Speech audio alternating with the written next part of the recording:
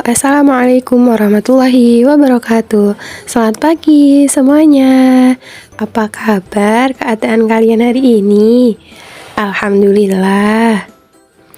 Tema kita hari ini, kita akan bahas tentang belajar adalah kunci kesuksesan. Nah, ada yang tahu nggak sih apa itu belajar? Nah, belajar merupakan suatu proses yang dilakukan setiap individu untuk mendapatkan perubahan tingkah laku, baik dalam bentuk pengetahuan, keterampilan, sikap, dan nilai positif sebagai suatu pengalaman dari berbagai materi yang telah dipelajari. Nah, selanjutnya, mengapa sih kita harus belajar? Alasan yang pertama, yakni untuk memperluas minat. Yang kedua, untuk meningkatkan kualifikasi diri kita sendiri. Dan yang ketiga, untuk mendapatkan pengetahuan. Nah, selanjutnya, bagaimana sih kita dapat mengenali tipe belajar diri kita sendiri? Cara mengetahui tipe belajar kita adalah dengan mengenal diri sendiri. Siapakah Anda akan menentukan bagaimana Anda belajar. Nah, ada 4 temperamen umum yang dikenal. Yang pertama, si ceria, si pemikir, si perasa, dan si cuek. Nah, si ceria memiliki tipe belajar, dia lebih menyukai belajar kelompok, belajar dengan gambar, belajar yang aktif, dan bergerak. Kemudian yang kedua, si pemikir. Si pemikir ini memiliki tipe belajar mandiri, belajar kelompok, cepat dan praktis, suka dengan hal-hal ilmiah. Dan yang ketiga, yakni si perasa. Si perasa ini memiliki tipe belajar mandiri dan kondisi tenang, menyukai jika ada iringan musik, kuat dalam pelajaran seni. Dan yang terakhir, yang keempat, yaitu si cuek. Dia memiliki tipe belajar berkelompok dan lebih suka dibimbing dan diarahkan. Kurang suka berbicara, harus didampingi guru privat. Dan yang terakhir, bagaimana sih cara meningkatkan motivasi belajar untuk meraih kesuksesan?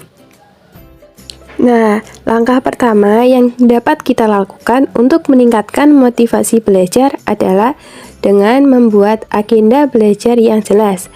Agenda belajar akan membantumu untuk mengatur waktu dan materi apa yang harus dipelajari.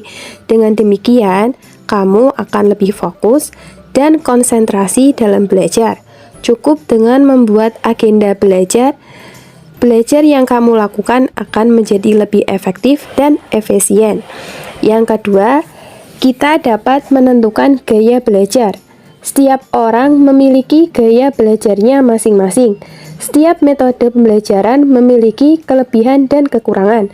Tentukan apakah kamu termasuk seseorang yang bertipe visual, auditory, atau kinestetik. Dengan mengetahui gaya belajar, kamu bisa menyesuaikan diri dengan materi yang ingin dipelajari. Jadi, tentukan dulu tipe gaya belajarmu. Dan yang ketiga, istirahat. Istirahat termasuk salah satu faktor penting dalam proses belajar. Belajar terus-menerus tanpa memberikan waktu istirahat akan membuat otak dan tubuh menjadi lelah. Ketika tubuh lelah, proses belajar tidak akan maksimal. Materi yang dipelajari tidak akan bisa terserap optimal dalam ingatan. Selain itu, istirahat juga dibutuhkan akan kondisi tubuh tetap fit dan sehat. Dan yang selanjutnya, hindari gangguan belajar. Seringkali nih, gangguan saat belajar dapat menghambat proses penyerapan materi.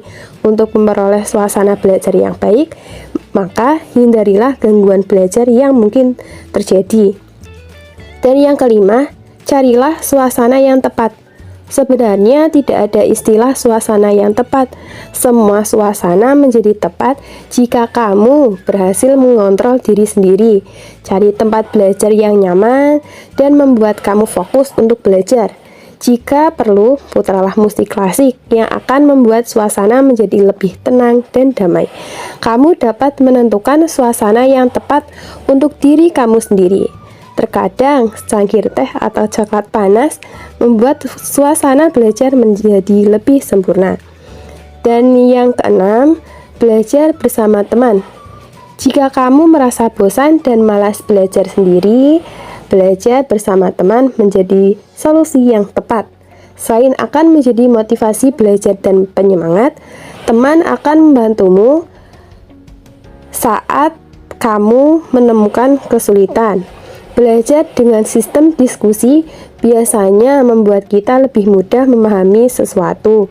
Namun, jangan sampai belajar bersama teman ini justru menjadi tidak efektif karena terlalu banyak digunakan untuk mengobrol ataupun bermain.